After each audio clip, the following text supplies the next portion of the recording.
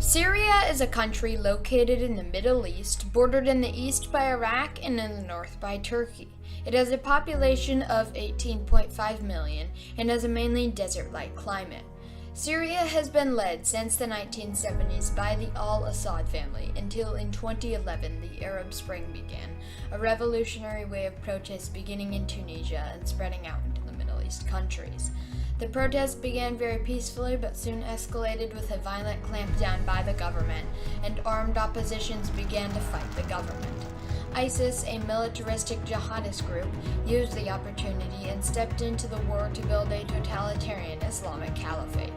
That sparked the start of a brutal civil war.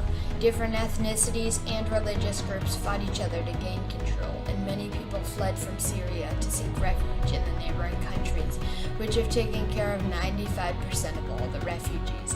However, the amount of refugees remaining had nowhere to go, so they decided to seek asylum in Europe.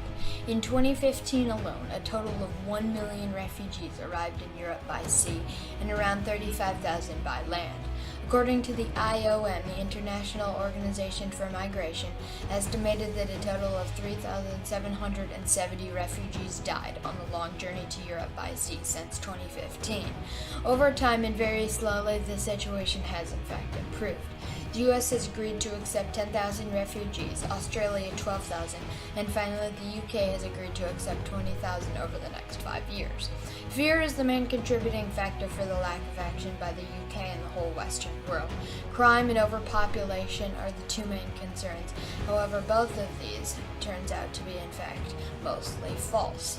According to a study by the Wall Street Journal, when the chance is presented to them, the likelihood that Syrians will commit crime is actually less likely. Along with that, most Syrians are in fact educated, and when given the chance, they will try to implement themselves into the community as fast as possible. The fear of overpopulation also turns out to be in fact wrong as well.